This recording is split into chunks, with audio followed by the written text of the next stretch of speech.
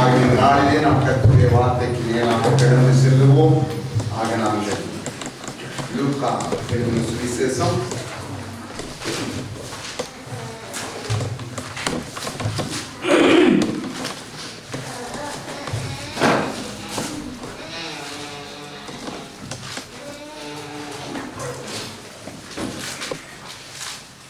10வது அதிகாரம்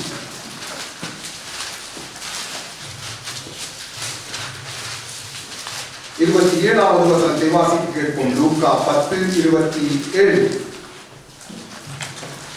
அவன் பிரதியுத்தரமாக, உன் தேவனாகிய கர்த்தரிடத்தில் உன் முழு இருதயத்தோடும் உன் முழு ஆத்மாவோடும் உன் முழு பலத்தோடும் உன் முழு சிந்தையோடும் அன்பு கூர்ந்து உன்னிடத்தில் அன்பு கூறுவது போல பிறனிடத்திலும் அன்பு கூர்வாயாக என்று எழுதியிருக்கிறது என்றார். ஆமென். நமக்கு தெரிந்த ஒரு வசனம். எல்லா சுவிசேஷங்களிலும் ஆண்டவர் இவற்றை எழுதி வைத்திருக்கிறார். ஆகவே தேவன் அவரிடத்திலே வந்த மனிதனிடத்திலே பார்த்து கற்பனையை குறித்து என்ன நீ அறிந்திருக்கிறாய், அதனுடைய பொருள் என்ன என்று கேட்ட உடனே அவன் ஞானமாய் சரியான பதிலை கொடுத்தான். பழைய ஏற்பாட்டில் வாழ்ந்த மனிதன் ஆண்டவரிடத்தில் சரியான புதிய ஏற்பாட்டுக்குரிய பொருளடக்கத்தை கொடுக்கிறான். இது பழைய ஏற்பாட்டு பிரமாணங்களை எல்லாம் சுருக்கி 2 வசனத்திலே கொடுக்கப்பட்டிருக்கிறது. அழகாய் அவன் சொன்னான், ஒன்று தேவனை நேசிக்க வேண்டும், இரண்டாவது வேதம் சொல்ற அதற்கு ஒப்பனையான 2வது கட்டளை. எப்படிப்பட்டதா? அதற்கு ஒப்பான அல்லது அதற்கு சமமான.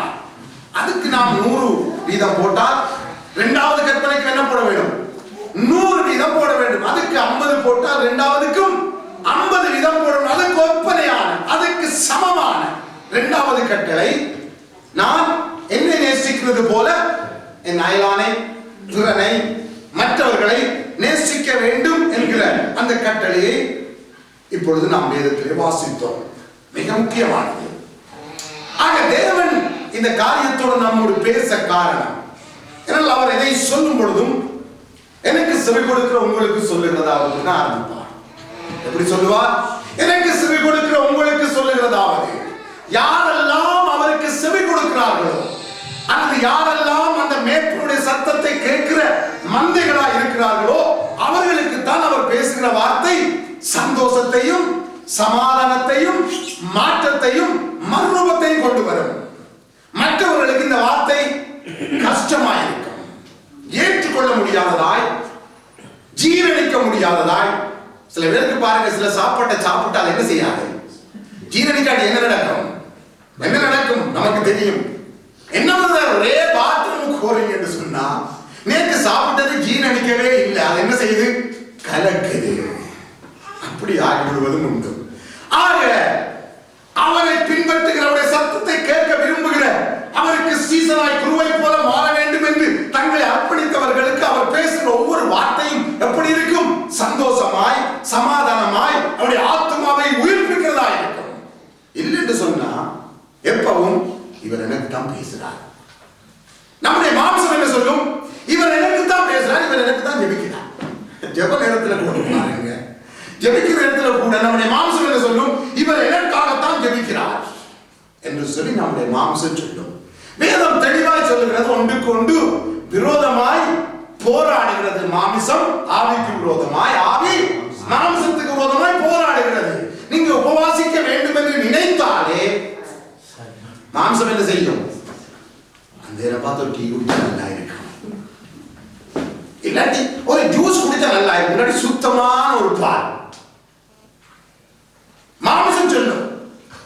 ஆனா ஆவி என்ன சொல்லும்? நீ உபவாசம் என்று சொன்னால் நீ முற்றிலும் உபவாசமா இருக்கிறது தான் நல்லது என்று கட்டளை உள்ளத்திலே இது வரும். அப்படித்தான் நாம் ஆரம்பிப்போம். கொஞ்ச நேரம் போக வயிற்று குரண்டு ஆரம்பிக்க என்ன செய்வோம்? பால் குடிப்போம், இல்லாட்டி டீ குடிப்போம், இல்லாட்டி பிளேன் குடிப்போம், இல்லாட்டி ஜூஸ் குடிப்போம், இல்லாட்டி ஒரு கேக் துண்டை வட்டி சாப்பிடுவோம். இது சாப்பாடு. நம்முடைய மனசு முழுக்க அதுவரைக்கும் நினைக்காத சாப்பாட்டை எல்லாம் என்ன செய்யும்? நினைச்சு பார்க்கணும். அடிக்கடி நம்முடைய கண் மூவெல்லாம் எங்க போகும்? கிச்சன் பக்கம் போகும். பிள்ளைகளுக்கு சாப்பாடு கொடுக்கிறது இங்க மூக்கில் அடிச்சோடனே இவருக்கு எப்படா சாப்பிடுவேன். ஆனா நம்முடைய மாம்சம் எப்பொழுதும் என்ன செய்கிறது? தேவனுடைய காரியங்களுக்கு என்ன செய்கிறதா? எதிர்த்து நிற்கிறது. சிந்தைகள் வந்தால் சுதாரித்துக் கொள்ளுங்கள். தேவனுடைய வார்த்தை நம்மை நோக்கி வரும் பொழுது இவர் எனக்குத்தான் பேசுறார் என்று உள்ளே இருக்கிற ஆவி சொல்லாது.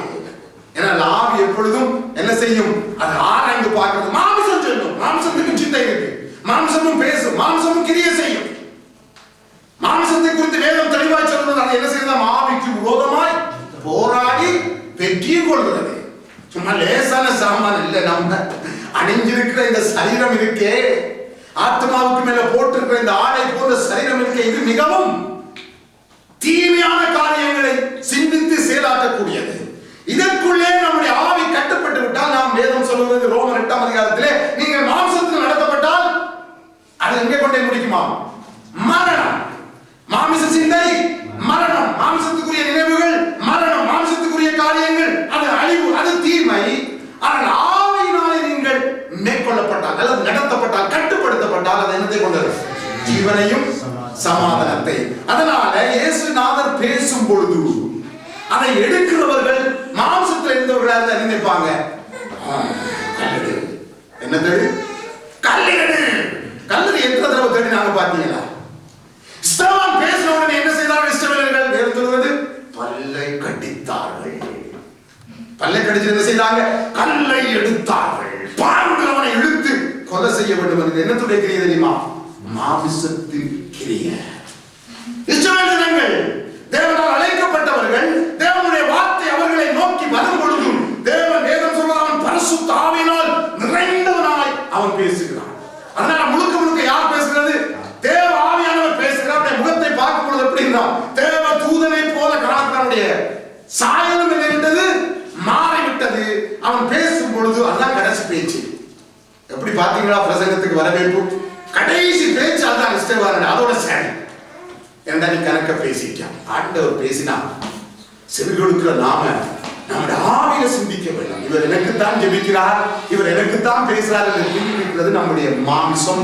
இதை நம்ம விளங்கிக் கொள்ள வேண்டும். இது எல்லாருக்குள்ளே வரும். பேசும்பொழுது அதுக்கு உரிய காரியம் எனக்குள்ள இருக்கிறதுனால நான் என்ன நினைப்பேன்? இவருக்கு யாரோ சொல்லி போட்டாங்க, ஆனா இவருக்கு எப்படியோ தெரிஞ்சிட்டு நான் செய்த அந்த காரியம், அந்த பாவ காரியம் இவர் எங்கே ஒழிச்சிருந்து என்ன பார்த்திருக்கிறார், அதனாலதான் இவர் பேசுறார் என்று நாம் நினைத்துக் கொள்வோம். ஆனால் அது உண்மை அல்ல. அது மாம்சத்திலே தோன்றுகிற சிந்தை. ஆனால் ஆவியிலே நாம் சிந்திக்க புறப்பட்டவனால் தேவனோடு பேசுகிறார், எனக்குத்தான் பேசுகிறார். நன்றி கர்த்தாவே, பேசுறதுக்காக நன்றி, என்னோடு பேசி என்னை உணர்த்துறதுக்காக நன்றி என்று நாம் அர்ப்பணிக்கும் பொழுது அது நமக்கு ஜீவனையும் சமாதானத்தையும் கொண்டு வருகிறது.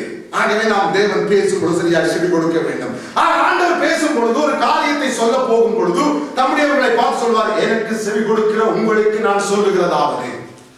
என்ன நினைச்சு சொல்லுகிறார்? நீங்க எனக்கு செவி கொடுக்கிறீங்க என்று நினைத்து அவர் பேசுகிறார். இங்கே ஆண்டவர் சொல்றார், முதலாவது நீ தேவனை நேசிக்கிறாய், இரண்டாவது உன்னை நேசிக்கிறது போலவே உன் அயலானை நேசிக்க வேண்டும் என்கிற பிரமாணத்தை நமக்கு சொல்லிக் கொடுத்தார். இப்பொழுது ஆண்டவர் இந்த காரியத்தை நம்மோடு இந்த நாளில் பேச காரணம் சில சம்பவங்கள். ஒன்று, ஒரு சகோதரன் தன்னுடைய குறையை குறித்து, ஒரு தேவையை குறித்து அவர் இடத்துல சொன்ன பொழுது எனக்கு மனத்துல பெரிய கவலை. அப்ப நான் வேலை செய்து கொண்டு ஜெபம் பண்ணிக்கொண்டே பேசிக்கொண்டு, ஆண்டவரே என்னால் உதவி செய்ய முடியல, இதுக்கு என்ன வழி உண்டு? அதை குறித்து கொஞ்சம் ஆழமாய் சிந்தித்து யோசிக்க ஆரம்பித்த உடனே கடந்த வியாழக்கிழமை தேவன் பேச ஆரம்பித்தார். ஆவியானவர் பேச ஆரம்பித்தார். நம்முடைய எந்த நேரமும் பேசுவார். அதை எத்தனை பேர் விசுவாசிக்கிறீங்க? எந்த நேரமும் பேசுவார். நம்முடைய இதயம் தயாராக இருந்தால் அவர் எந்த நேரமும் பேசுவார்கள். வேதத்தில் கர்த்தரோடு இசைந்திருக்கிறவர் அவருடனே ஒரே ஆவியாய் இருக்கிறார். அவர் நம்முடைய ஆவியில் இருக்கிறார். நாம் இயேசு கிறிஸ்துவுக்குள்ளாக பிதாவின் வலது பார்சத்தில் வீற்றிருக்கிறோம். எங்க இருக்கிறோம்? பரலோகத்தில். ஆனா நாம் இங்கதான் இருந்து கொண்டு நம்முடைய தொடர்பு, நம்முடைய கனெக்ஷன் எங்க இருக்கு தெரியுமா? இயேசு கிறிஸ்து ஊடாக எங்க இருக்கிறது? பிதாவின் வலது பார்சத்தில் இருக்கிற அவருக்குள் நாம் நிலைத்து மறைத்து வைக்கப்பட்டிருக்கிறோம். அவருக்குள்ளே நம்முடைய ஜீவன் மறைந்திருக்கிறது. நாம் அவருக்குள்ளும் அவர் எங்களிலும் நிலைத்திருக்கிறார். இதுதான் சத்தியம். நம்மை அவர் உன்னதங்களில் என்ன செய்தார்? உயர்த்தி உட்கார பண்ணினார். அதனால்தான் தந்தை பாடினார், பாவத்தினாலே மரித்து போயிருந்தேன், எனக்கு ஜீவன் தந்து ரட்சித்து என்ன செய்தீர்? கிறிஸ்துவோடு கூட என்னை உயிர்த்தெழ பண்ணி எங்கே உட்கார பண்ணினீர்? உன்னதத்திலே உட்கார பண்ணினீர். இதுதான் ரட்சிப்பு. இதை நாம் அறியாதனாலதான் நான் ரட்சிக்கப்பட்ட பிறகு என்ன செய்கிறேன்? பாவம் செய்கிறேன். நான் பாடினோம் அல்லவா அவருடைய அன்பை குறித்து, அந்த அன்பை குறித்து பாடினோம் அல்லவா? இவ்வளவு அன்பை நான் ருசித்து ரசித்து நான் அறிந்து உணர்ந்த பிறகு நான் மீண்டும் பாவத்துக்கு போகிறேன் என்று சொன்னால் நான் எப்படிப்பட்ட ஒரு கேவலமான மனிதன், அல்லது எப்படிப்பட்ட ஒரு நன்றி கெட்ட மனிதன். யோசிச்சு பாருங்க. பிதா எப்படிப்பட்டவரா? நன்றி இல்லாதவர்களுக்கும் நன்மை செய்கிறவர். அதனாலதான் நாம் வாழ்கிறோம். பல ஏற்பாட்டை தியானிக்கிற நேரம் ஆண்டவர் சவுல் ராஜாவை எப்படி தள்ளிவிட்டார் என்பதை பார்க்கும்போது, தாவீதை எப்படி தண்டித்தார் என்பதை பார்க்கும் பொழுது, அவர் சாலமோனை எப்படி தள்ளிவிட்டார் என்பதை பார்க்கும் பொழுது நாம் எல்லாம் கொஞ்சம் சிந்திக்க வேண்டும். கர்த்தாவே, ஒரு தடவை 2 தடவை சவுலை நீங்க தியானிச்சு பாருங்க. நாம் நினைக்கிற மாதிரி எந்த பாவமும் பெருசாவன் செய்யவே இல்லை. அழகா சொன்னான். என்ன சொன்னான்?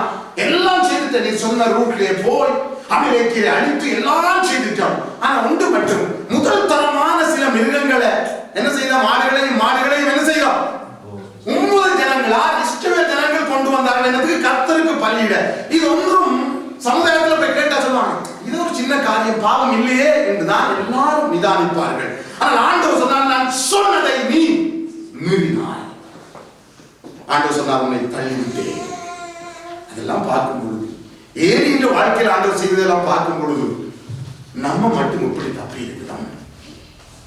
நம்முடைய லிஸ்ட பார்க்க போனா அவர்களுக்கு மேல நாம போயிட்டு வெள்ளத்துல பாவத்துல அவர்கள் செய்தது 1 2 தான்.